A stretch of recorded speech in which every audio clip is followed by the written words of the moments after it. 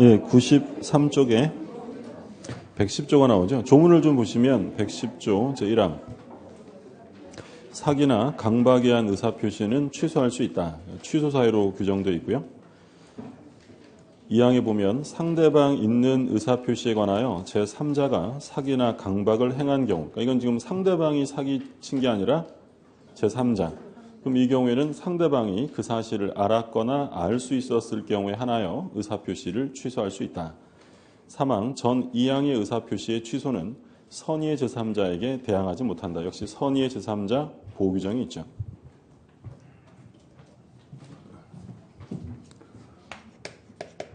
사기, 강박에 의한 의사표시인데 먼저 사기에 의한 의사표시를 보면 그러니까 사기의 의사표시가 성립하기 위한 요건. 그럼 제일 먼저 사기라는 건 실수로 사기치는 게 아니니까 반드시 뭐가 있어야 돼요? 고의가 있어야 돼요. 고의. 그래서 과실에 의한 기망 뭐 이런 말 들어가면 이건 사기 취소가 될 수 없어요. 반드시 고의가 있어야 되고 그리고 두 번째로는 행위, 기망행위가 있어야죠. 사기니까.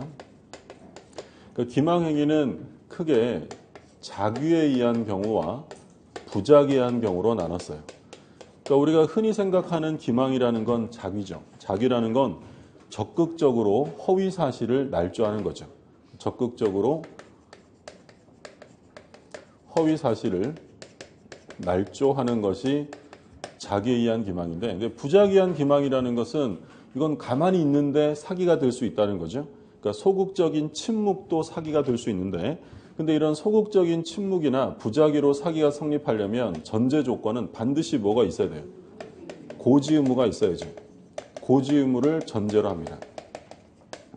만약에 고지 의무, 알려줄 의무가 없는 사람이 가만히 있었다면 그건 사기가 될 수 없는 거죠. 그래서 이제 중요한 판례가 만약에 매매계약이나 또는 무슨 교환계약을 할 때 시가를 알려주지 않았다. 시가의 묵비 알려주지 않았다면 이건 사기 아니에요. 이건 사기가 아니죠. 왜 사기가 아니냐면 매매나 교환계약을 할 때 시가를 알려줄 의무가 없기 때문이에요. 시가를 알려줄 의무가 없으니까 아무 말도 안 했다고 해서 사기가 되는 것은 아니다라는 거죠. 시험에 자주 나왔던 거죠. 시가의 묵비나 시가의 허위 고지는 사기로 볼 수 없다라는 게 판례고요.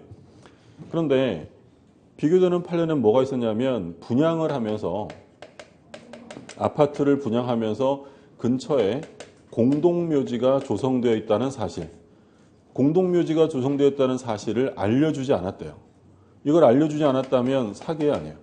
이건 사기죠. 왜냐하면 분양을 하면서 근처에 공동묘지가 조성되어 있거나 또는 1km 반경 이내에 쓰레기 매립장이 들어오도록 예정되어 있다면 분양자는 수분양자에게 그 사실을 알려줄 의무가 있습니다. 의무가 있는데 알려주지 않았다면 부작에 의한 사기가 성립할 수 있다라는 거죠.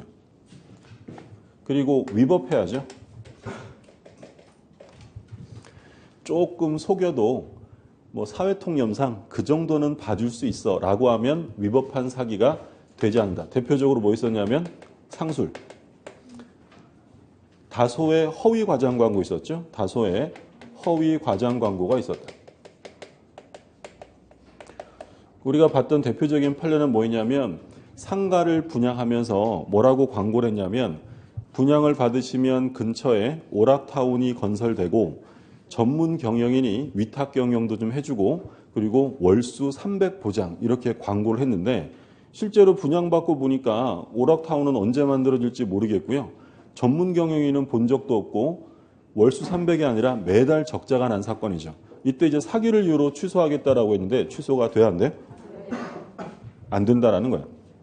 왜냐하면 일단 그게요. 계약서에 들어가 있는 거예요? 아니에요. 아니요. 이건 말 그대로 광고예요. 광고기 때문에 이건 계약의 내용으로 들어가지도 않았고 따라서 이걸 가지고 사기 취소나 착오 취소를 주장할 수는 없다라는 게 판례고요. 그리고 이제 마지막으로 뭐가 있어야 되냐면 주관적 인과관계가 필요하죠. 그러니까 인과관계가 있어야 되는데 이때 인과관계는 누구를 기준으로 보는 거예요? 표의자, 주관적인 인과관계다. 그러니까 어떤 사람이 사기를 쳤는데 아무도 안 속았는데 나만 속았어요. 그래서 제가 속아가지고 내 부동산을 싸게 팔았다면 사기 취소가 돼야 안 돼? 된다라는 거죠. 그러니까 남들을 보는 게 아니라 내가 그 사기나 강박으로 인해서 법률행위 했다면 그때는 사기 취소가 인정된다. 사기는 뭐 이게 간단하게 정리되죠? 안 간단한가요? 이제 밥 먹을 때는 고기 위주로 먹는 거예요. 고기 위주. 고기, 김, 주관적인 거 이렇게 먹는 거예요. 네, 저랑 제 아들이 그래요.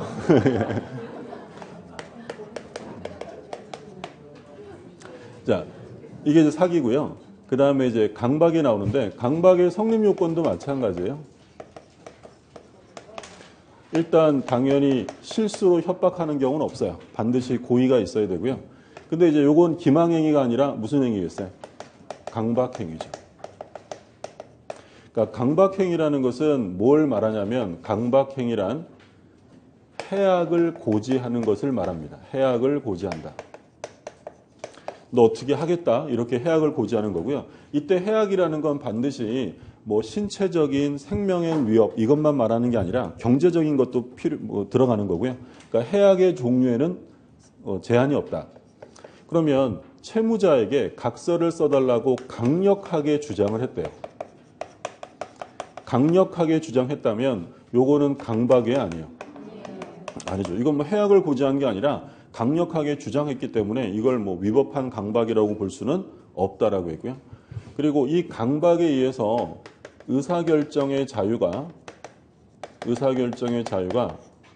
제한되는 경우와 박탈되는 경우로 나눌 수 있는데, 그러니까 무서워서 의사결정의 자유가 제한되었다. 그럼 이 정도는 뭐가 되냐면 취소 사유가 되는데, 근데 제한되는 정도가 아니라 아예 박탈, 상실의 정도까지 이르게 되면 이건 취소가 아니라 무효가 된다라고 했죠.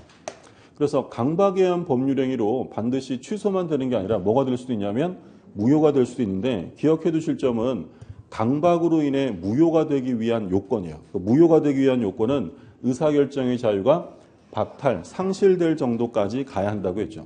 그래서 우리 그런 얘기 했잖아요. 제가 만약에 피해자예요. 강박을 당한 피해자. 그러면 저는 무효로 가는 게 유리해요? 취소로 가는 게 유리해요? 이때는 당연히 무효로 가야죠. 왜냐하면 취소는 일단은 유효하고 취소하면 무효가 되는데, 우리 오늘 아침에 문제 푼 것처럼 취소권은 영원히 행사할 수 있는 것이 아니라 제척기간, 일정 기간이 지나면 취소를 못 하잖아요. 근데 무효는 한 번 무효는 영원한 무효니까 얼마의 시간이 지나더라도 무효를 주장할 수 있다라고 했죠. 그래서 강박이 무효가 되기 위한 요건 받으시고요. 그리고 역시 위법해야 돼요. 그러니까 여기서 이제 중요한 판례는 뭐가 있었냐면 정당한 권리 행사로서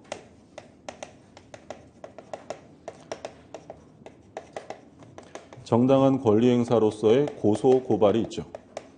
그럼 정당한 권리 행사로 고소 고발하는 것은 이로 인하여 상대방이 겁을 먹었다 하더라도 위법한 강박이 될 수 없다라고 했죠. 왜냐하면 말 그대로 권리 행사니까. 우리 지난주에 봤던 판례 중에 뭐 있었냐면 당신 간통죄로 고소하겠다라는 판례 있었죠. 그럼 이 경우에 그것으로 인해 상대방이 겁을 먹었다 하더라도 그건 위법성이 없는 거예요. 왜냐하면 권리 행사니까. 근데 아무리 정당한 권리 행사로서의 고소 고발이라 하더라도 뭘 목적으로 하면 위법성을 띠게 돼요? 부정이익, 그죠? 부정이익을 목적으로 하면 이건 위법한 강박에 해당이 된다라는 게 판례죠. 그래서 결론은 뭐냐면 부정한 이익을 목적으로 하지 않는 한 정당한 권리 행사로서의 고소 고발은 위법성이 인정되지 않는다라는 게 판례고요. 역시 인과관계는 객관적이 아니라 주관적 인과관계가 되죠. 남들은 아무도 겁을 안 먹었는데 저만 소심해서 겁먹어서 싸게 팔아줬다. 취소할 수 있다는 거예요. 그러니까 객관적인 인과관계가 아니라 표의자의 주관적 인과관계. 이게 이제 사기나 강박의 기본적인 성립 요건이에요. 그러면 이제 이 사기 강박으로 인해 법률행위를 했다면 그 효력이 문제인데, 효력의 경우에는 취소할 수 있죠. 취소가 가능하고, 두 번째 역시 누구를 보호한다고 했냐면 선의의 제3자를 보호합니다.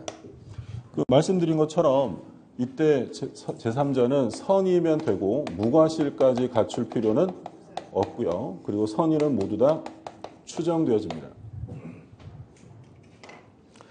그럼 여기서 이제 나눠서 볼 때 만약에 사기친 사람이 누구냐면 상대방의 사기, 강박이에요. 그리고 비교되는 건 아까 제3자의 사기 강박이 있죠. 상대방이 사기 강박을 했다. 이때는 누구만 포함되냐면 표의자만 포함되죠. 언제든지 취소할 수 있습니다. 언제든지. 근데 제3자가 사기를 쳤다면 이때는 경우를 나누죠. 상대방이 있는 법률행위와 상대방이 없는 법률행위야. 제3자가 사기쳤는데 상대방이 없어요. 그럼 누구만 포함돼요? 표의자만. 이때는 언제든지. 상대방이 있으면 상대방도 고려해야 되니까 상대방이 알았거나 또는 알 수 있었을 때, 상대방이 악의 또는 과실일 때만 취소할 수 있고요.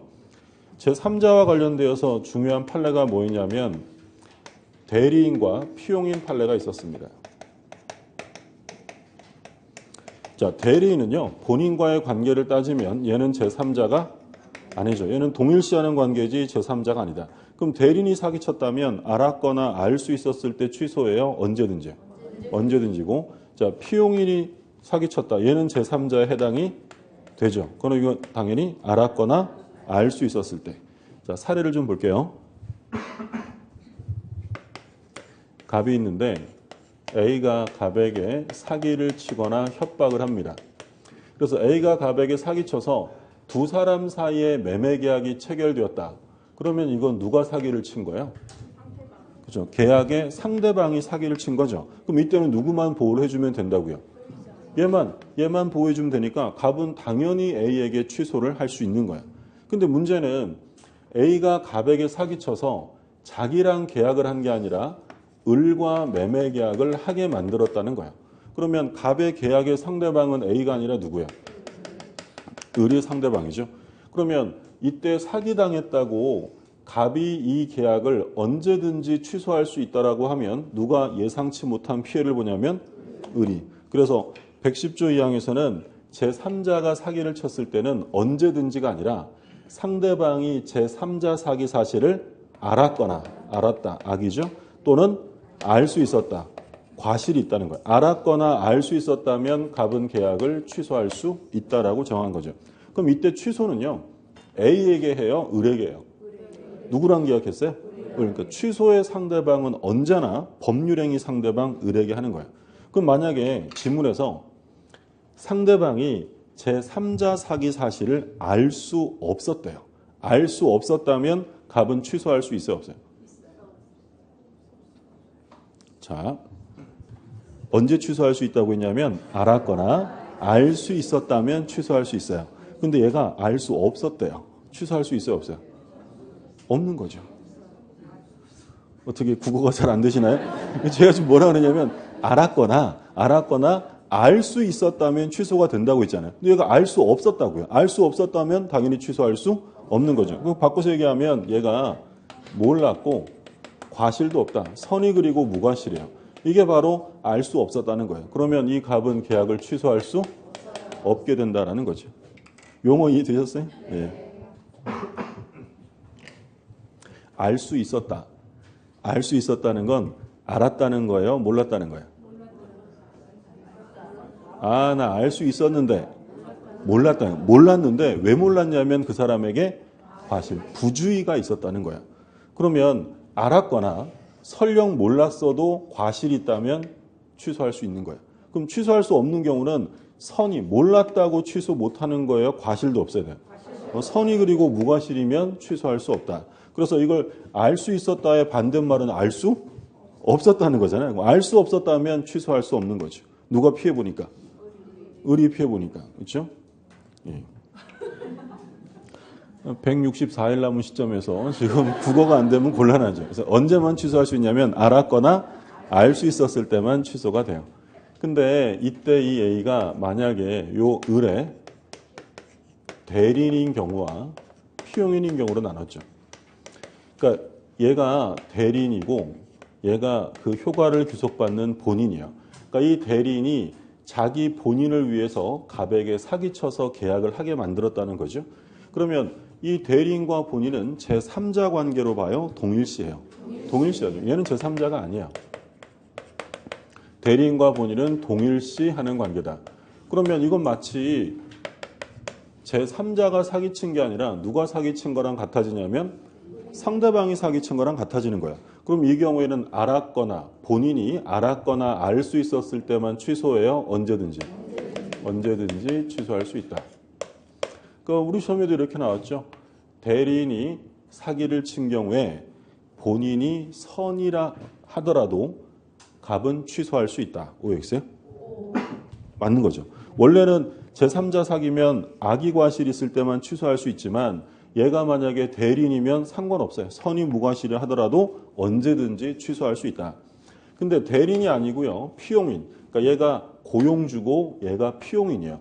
그럼 고용주와 피용인의 관계를 동일시하는 관계로 보지는 않아요. 그래서 특별한 얘기가 없으면 얘는 단순한 피용인으로 제3자에 들어가요. 그러면 이때는 언제든지예요. 알았거나 알 수 있었을 때. 알았거나 알 수 있었을 때 하나요. 취소할 수 있다라고 했죠. 이게 이제 기본적인 효력이고요. 만약에 이 의뢰하는 사람이 병한테 팔았는데 이게 사기로 인한 계약이어서 취소가 됐대요. 근데 이 병은 이게 사기로 인한 것임을 전혀 모르고 이전을 받았다.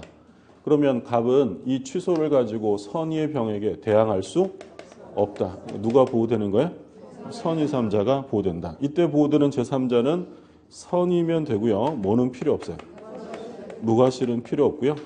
그리고 얘가 권리를 취득하기 위해서 스스로 선이라고 밝힐 필요는 없어요. 선의는 전부 추정되기 때문에 갑이 병의 악의를 입증 못하면 소유권은 누구한테 있냐면 병에게 있다라는 거죠. 지금 교재에 어디를 본 거냐면 93쪽부터 96쪽까지 지금 한번 쭉 살펴본 거죠.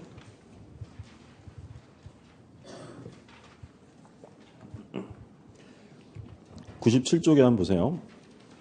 제3자 보호한다고 되어 있고 그 둘째 줄에 뭐라고 되냐면 보호되는 제3자는 취소 이전의 법률 관계를 가졌던 자는 물론이고 취소 이후라도 그 사실을 모르고 법률 관계를 가졌던 자도 포함한다라고 되어 있어요. 그러니까 반드시 취소 전에 취득한 사람만 보호하는 것은 아니죠. 그러니까 취소가 됐어도 아직 뭐가 남아있다는 거예요. 등기가 말소가 안 되는 바람에 그걸 믿고 샀다면 보호해주겠다라는 거였고요. 밑에 다른 제도와의 관계. 그러니까 1번은 우리 지난번에 봤던 거죠. 사기당해서 착오에 빠졌다. 지난 시간에 나왔어요. 그럼 사기와 착오는 뭐 할 수 있어요? 선택. 자, 2번이 아까 지문으로 나왔던 건데 2번 다시 한번 볼게요.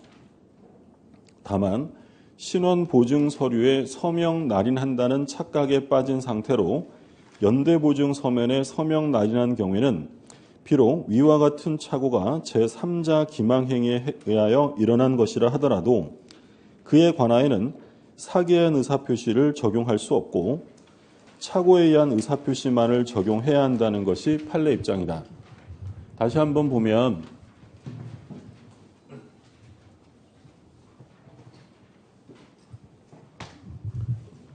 일단 사기 강박에 의한 의사표시는요.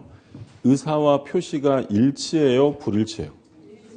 일치해요. 그러니까 비진이 통정, 착오는 불일치인데 착오와 사기 강박은 일치합니다. 그럼 예를 들어서 갑이 있는데 을이 이 갑이라는 사람에 대해서 신원보증서에 서명 날인한다고 생각을 했는데 하고 봤더니 신원보증서가 아니라 연대보증서에 서명 날인을 한 거야. 근데 왜 이런 실수를 하게 되었냐면 A가 을에게 사기를 친 거죠. 그러면 이때 을은 이 연대보증계약에 서명한 것에 대해 사기를 이유로 취소할 수 있는지 착오 취소가 가능한지 선택할 수 있는지 이걸 묻는 거죠. 우리 판례는 뭐라는 거예요? 착오 취소만 되지 사기 취소는 될 수 없다라는 거죠. 그러니까 예를 들어서요. 제가 사기를 당해서 매매 계약을 합니다. 그럼 사기를 당해서 매매 계약할 때 매매 판다는 의사가 있어요, 없어요? 있죠. 의사를 가지고 표시하는 거야. 이때 의사와 표시는 일치합니다. 다만 이걸 팔겠다는 의사결정을 하는 과정이 기망으로 인해서 왜곡되었기 때문에 취소권을 주는 거야. 그러니까 제가 이걸 판다는 건 알고 있지만 내가 이거 팔면 나한테 지금 좋은 게 있나? 라고 속았을 때 그걸 우리가 사기라고 하는 거야. 그럼 만약에 그런 우리 판례 입장에 따른다면 이게 사기가 되려면 연대보증서에 사인을 했잖아요. 그럼 얘가 사인할 때 연대보증서라는 걸 알아야 돼요? 몰라야 돼요? 그건 알아야 한다는 거야. 이게 연대보증서인 건 알지만 내가 여기에 서명을 하게 되면 이건 뭐 좋은 거 있나? 라고 속았어야 사기의 문제지, 아예 대상 자체를 표시상에 착오를 해버렸다면 이건 사기의 문제가 아니라 뭐의 문제라는 거야? 착오의 문제예요. 그래서 뭐는 안 된다고요? 사기는 안 되고 뭐만 되냐면 착오만 된다. 좀 쉬운 내용은 아니죠? 예. 이해 되셨어요? 예. 뭐 이해 안 되셔도 큰 문제는 없어요. 예. 그러니까 학자들도 우리 판례에 대해서 상당수의 학자가 뭔 소리인지 모르겠다. 예. 이게 사기가 아니면 뭐가 사기냐, 이런 학자도 상당수 있어요. 그러니까 지금 여기서는 뭐가 옳고 그르다는 걸 말하는 게 아니라 우린 시험을 위해서 뭘 기억해 두라는 거예요. 판례 입장으로 뭐만 나온다고요? 착오. 그러니까 이 판례를 조금 응용해서 이번 시험에 출제를 한 거죠. 아까 문제 나왔던 거 좀 볼게요. 92쪽 다시 보세요. 92쪽에 3번 지문이었어요. 3번. 부동산 거래계약서에 서명 날인한다는 착각에 빠진 상태로 연대보증 서면에 서명 날인한 경우, 그러니까 이 판례를 조금 바꾼 거죠. 이거는 사기가 아니라 뭐라고요? 착오, 표시상의 착오에 해당한다는 거죠. 그 얘기고, 자, 돌아오셔서 98쪽에 담보책임과의 관계가 나옵니다. 사기와 담보책임. 역시 뭐 할 수 있다고 했냐면 선택. 그러니까 이런 거였죠. 갑이 있는데 을이 갑에게 사기를 쳤어요. 사기를 당한 갑이 을한테 부동산을 샀는데 사기당해서 산 부동산에 하자까지 있는 거예요. 그러면 이 갑이라는 사람은 사기를 당했으니까 사기 취소가 가능하고요. 하자가 있으니까 뭘 물을 수 있다는 거예요? 담보 책임. 하자 있는 물건에 대한 담보 책임을 물을 수 있는데 이때 사기와 담보 책임은 어떻게 한다고요? 선택할 수 있다. 그러니까 사기를 이유로 취소할 수도 있고 담보 책임을 물어 계약을 해지하고 손해배상을 청구할 수도 있다. 선택의 문제가 돼요. 그래서 아까 나왔던 착오와 사기 역시 뭐예요? 선택이고, 그리고 지금 보시는 것처럼 사기와 담보 책임도 선택인데, 근데 신원보증서인 알고 사인했는데 연대보증서다. 이때는 선택이라고 하면 안 돼요. 이때는 뭐만 나온다고요? 착오 취소만 가능하다라는 거죠.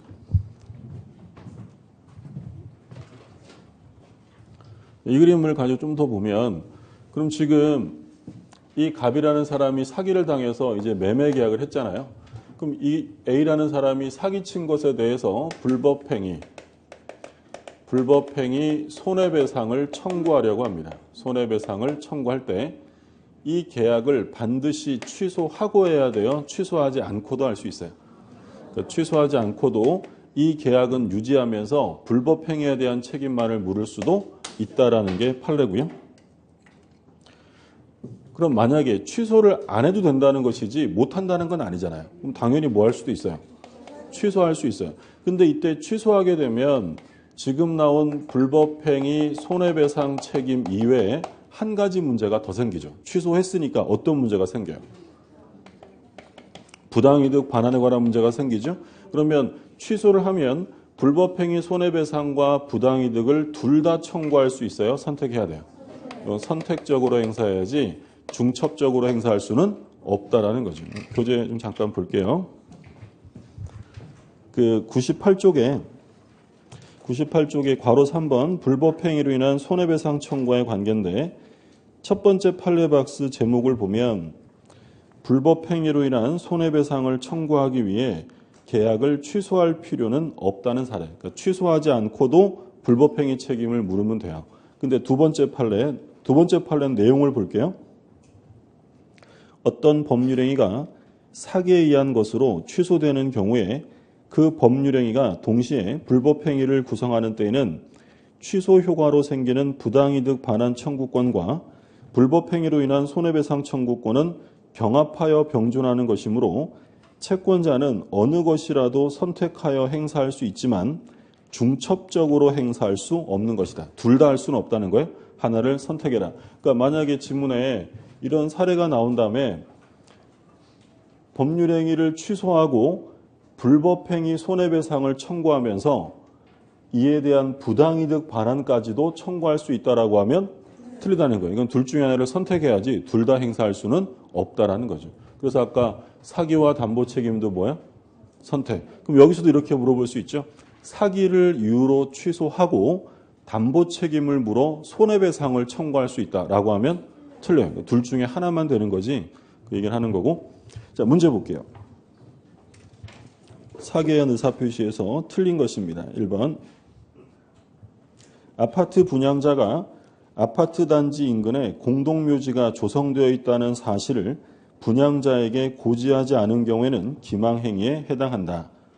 그렇죠. 이건 왜 기망이 된다고 했어요? 고지 의무가 있으니까. 알려줄 의무가 있으니까 침묵하면 부작위한 사기고요. 2번. 아파트 분양자에게 기망행위가 인정된다면 분양계약자는 기망을 이유로 분양계약을 취소하거나 취소를 원하지 않을 경우 손해배상만을 청구할 수도 있다. 2번은 지금 뭘 말하는 건지 아시겠어요? 그렇죠. 취소를 할 수도 있고요.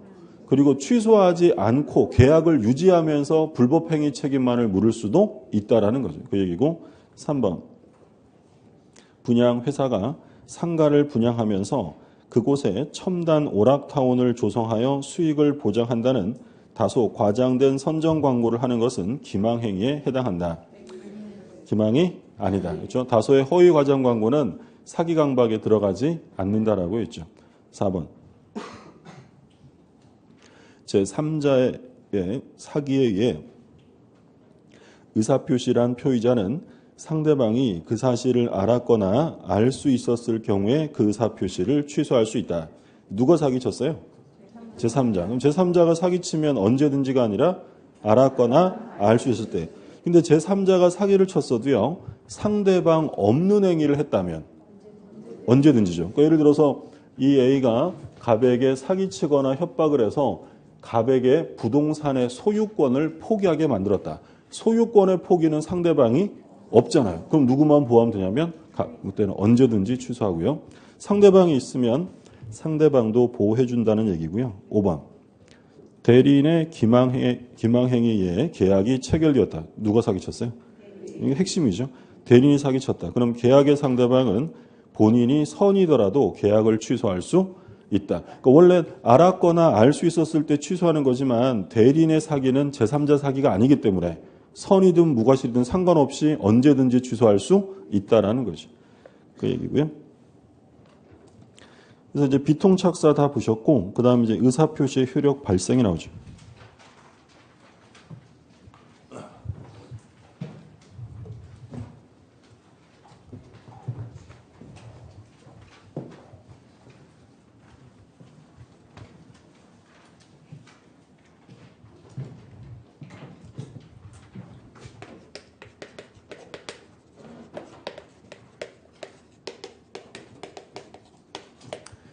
의사표시 효력 발생과 관련해서 여러 가지 입법주의가 있었죠. 그러니까 이런 거였어요. 갑이라는 사람이 갑이 을에게 의사표시를 합니다. 그러면 갑이 을에게 하고 싶은 의사를 완성하는 순간 이미 효과가 생긴다. 이걸 우리 뭐라고 불렀냐면 표백주의. 겉으로 드러내면 효력이 생기는 거고요. 그럼 얘가 이제 완성된 걸 을에게 보낼 때 효과가 생긴다. 이게 뭐였냐면 발신주의 또는 발송주의라고 하고요. 그리고 세 번째로 그것이 발송한 것이 을에게 도달되면 효력이 생긴다. 도달주의가 있고요. 그 다음에 마지막으로는 도달된 것에 대해서 을이 그 내용을 알게 되면 효과가 생긴다. 요지주의. 내용을 요지하면 알게 되면 효과가 생긴다는 거죠.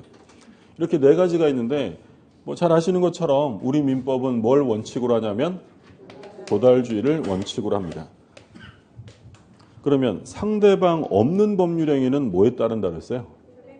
상대방이 없으니까 보낼 수도 없는 거죠. 이때는 이제 표백주의가 상대방 없는 행위가 되고. 근데 예외적으로 발신주의를 취하는 것들이 있죠. 요건 뭐 좀 암기하실 수밖에 없는 거였는데 지금쯤이면 암기가 다 되셨으리라 믿어 의심치 않고 뭐 있었냐면 사원총회 소집의 통지. 그러니까 사원총회 소집을 통지할 때는 그 사원들에게 통지서가 꼭 도달돼야 되는 게 아니라 발송만 하면 보낸 것으로 인정하는 거예요. 근데 이건 뭐 우리 시험 범위가 아니니까 읽어보시기만 하면 되고. 두 번째, 이거는 매우 중요하죠. 격지자 간의 계약에서 승낙의 의사표시입니다. 그리고 이제 나머지 세 개는 최고에 대한 확답인데 무권대리 최고 확답, 그리고 제한능력자 최고 확답, 채무인수에서 최고의 확답. 요건 전부 최고, 촉구에 대한 확답인데 이것들은 발신주의를 취한다. 근데 여기서 수험상으로 반드시 기억하셔야 되는 건 두 번째와 세 번째예요. 여기 나머지는 사실 시험 범위가 아니기 때문에 격지자 간의 의사표시에 있어서 계약은 승낙서를 발송하는 경우에 계약이 성립되는 거죠.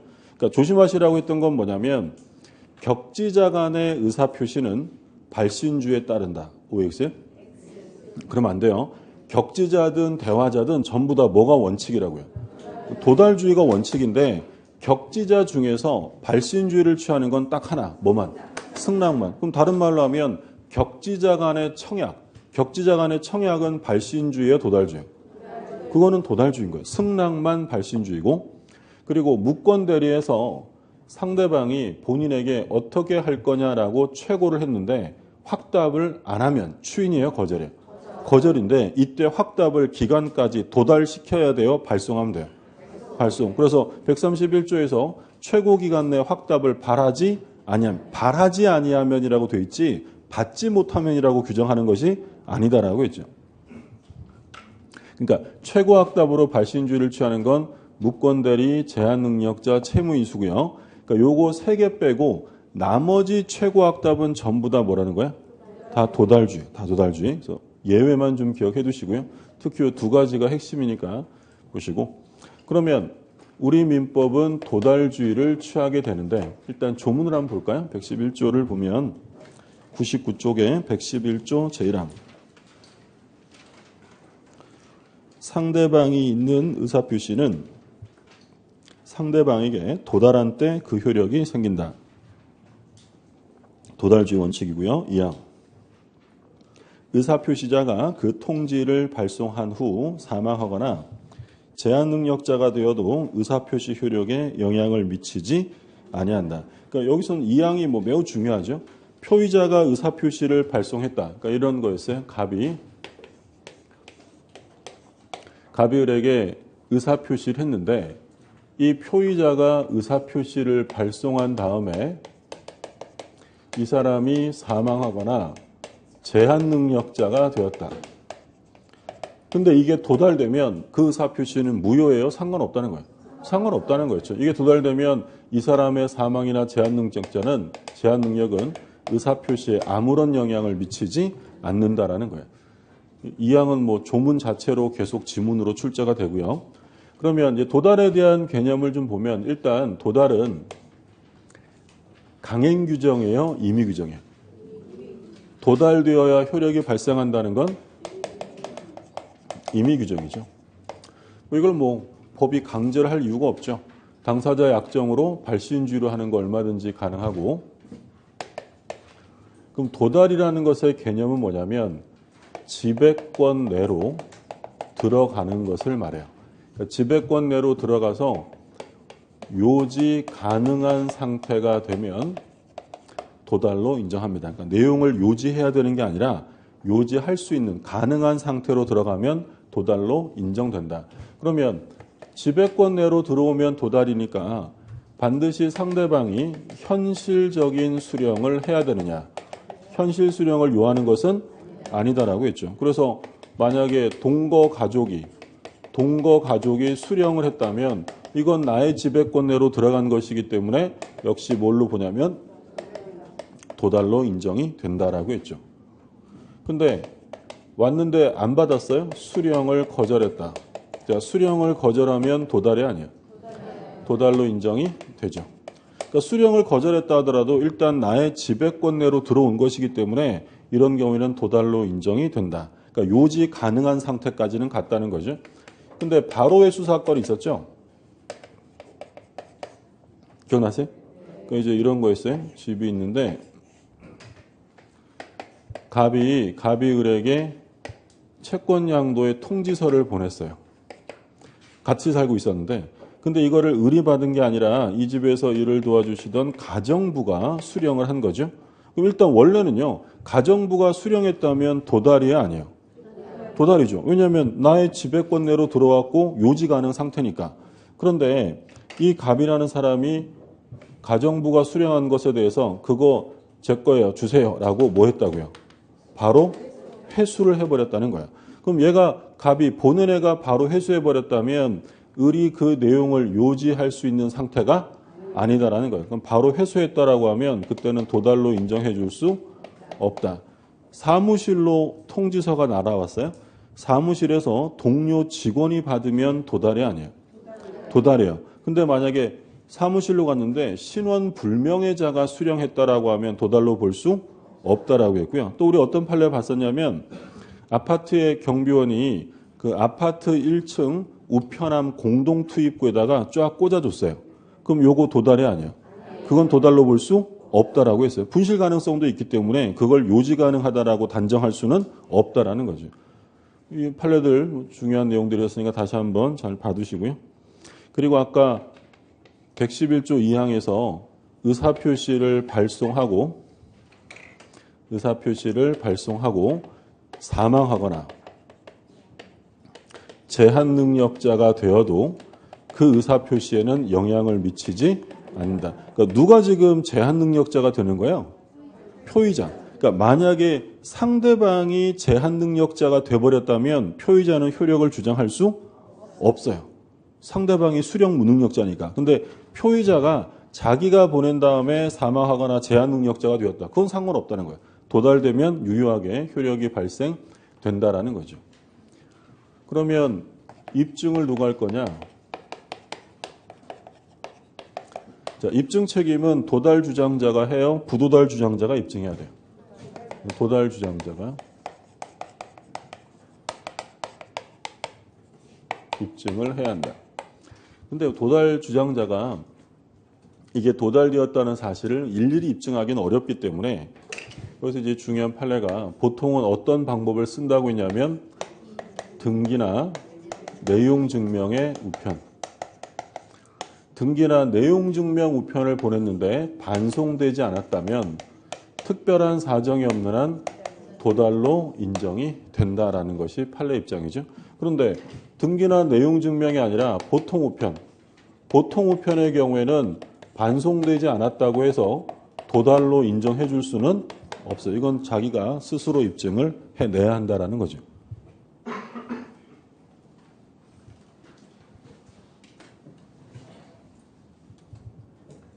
우리 공시송달 봤었는데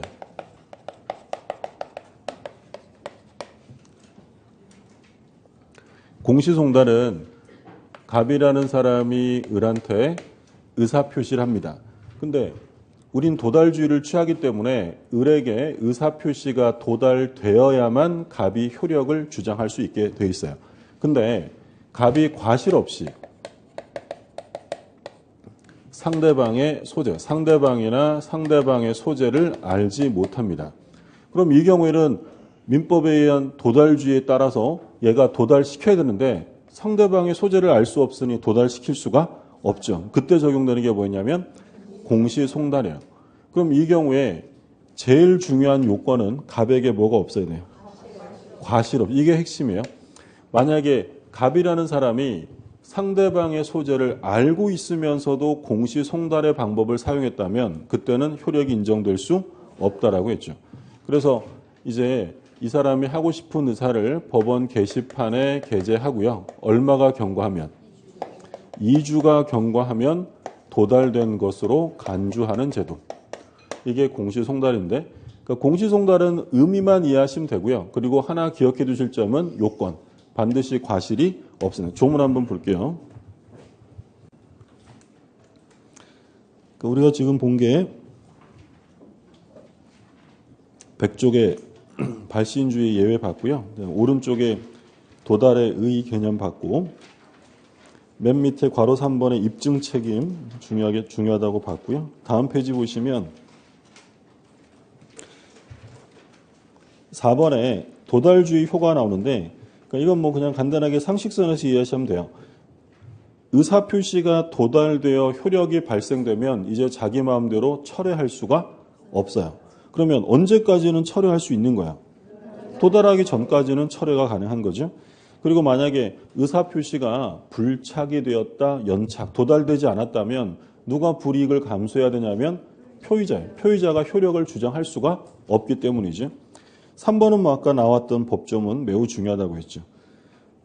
의사표시자가 통지를 발송한 후 사망하거나 제한능력자가 되어도 영향을 미치지 않습니다. 그 다음에 이제 나오는 게 공시송달 113조가 나오는데 표의자가 과실 없이 상대방을 알지 못하거나 상대방의 소재를 알지 못하는 경우에는 의사표시는 민사소송법 공시송달 규정에 의해 송달할 수 있다. 그러니까 여기 이제 지문으로 가끔 등장이 되는데요. 그 요건만 기억하시면 돼요. 상대방의 소재나 상대방을 과실 없이 알지 못했어야 할 수 있는 거다. 자, 오른쪽에 수령 능력이 나와요. 수령 능력. 이것도 좀 조심하셔야 되는데 조문을 보죠. 112조. 의사표시의 상대방이 의사표시를 받은 때에 제한능력자인 경우에는 의사표시자는 그 의사표시로서 대항할 수 없다. 그러니까 혼동하시면 안 되는 게 아까 111조 2항에서는 누가 제한능력자가 됐다 그랬어요? 표의자가. 근데 지금 요거는 표의자가 아니라 누가? 상대방이 수령 능력이 없는 상태다라는 거죠. 그때는 대항할 수 없고 다만 그 상대방의 법정 대리인이 의사표시가 도달한 사실을 안 후에는 그렇지 않다. 안 후에는 주장할 수 있다는 거죠.